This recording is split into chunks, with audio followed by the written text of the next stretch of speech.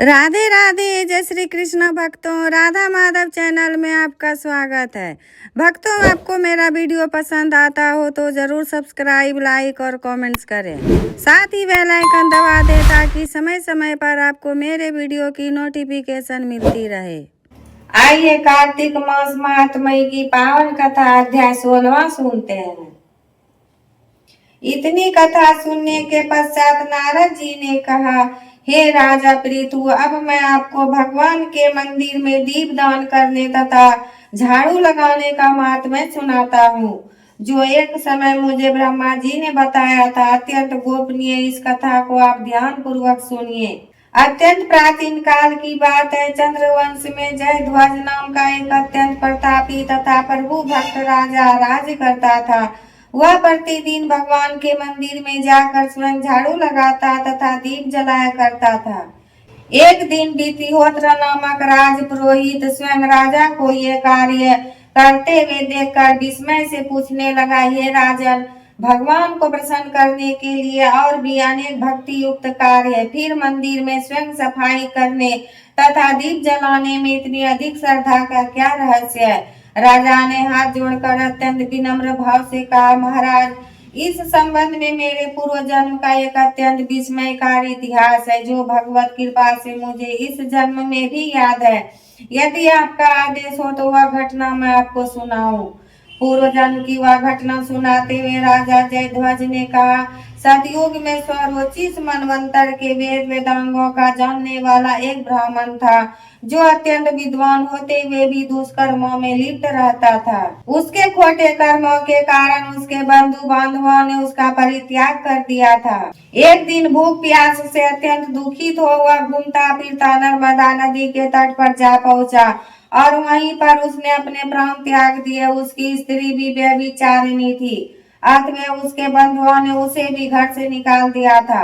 उसी के गर्भ से अत्यंत पापी में उत्पन्न हुआ था।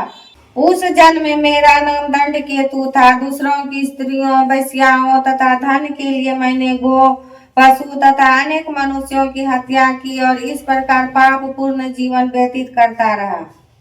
एक रात्रि को किसी दूसरे की स्त्री से भोग करने की इच्छा से मैं एक शून्य देवालय में गया। वहां जाकर मैंने वस्त्र से स्थान साफ किया और दीपक जलाया।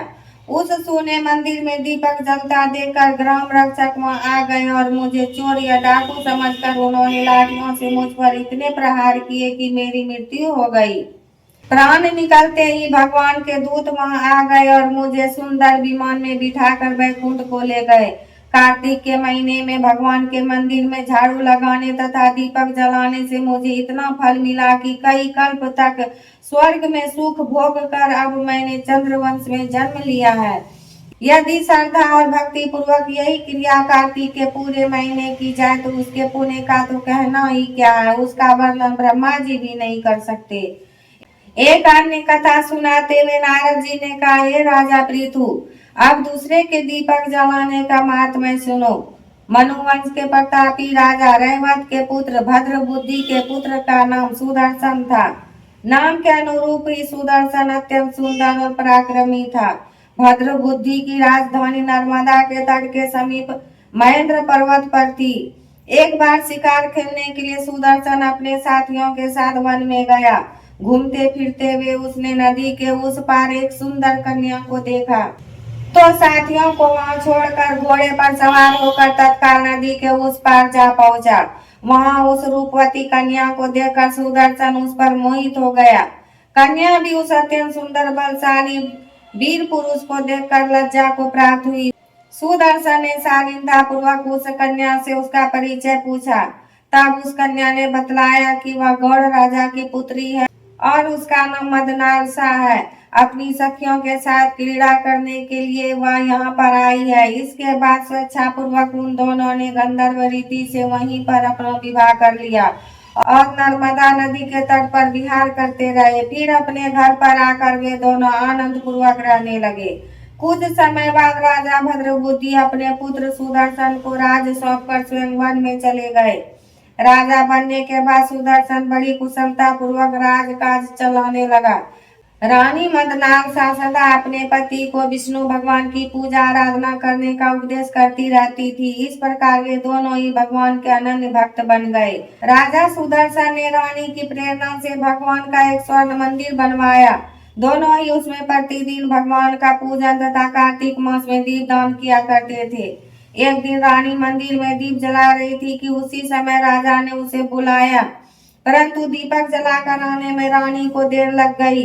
इस पर राजा सुदर्शन ने क्रोधावश में आकर रानी से कहा, तुम तो कहती थी कि पति स्त्री का देवता होता है, फिर दीपदान में इतनी देर लगाकर तुमने मेरा अनादर क्यों किया? यदि देरी का कोई और गुप्त कारण हो तो कहो। तब सती साध्वी मदनालसा अत्यंत स्नेह युक्त वचनों से बोली, है महाराज, मैं दीपदान का महत्व आपको बताती हूँ। अब आप ध्यान पूर्वक मेरे वचनों को सुनिए। अपने पिछले जन्म की कहानी सुनाते हुए रानी ने कहा, अपने पिछले जन्म में मैं एक चूहिया थी। गोदावरी के तट पर एक मंदिर में मैं रहती थी। एक दिन भगवान के मंदिर में रात्रि को जलता हुआ दीपक बत्ती छोटी होने के कारण बुझने लगा। मैंने घी खाने के लोभ से बत्ती को मुंह से पकड़कर उठाया।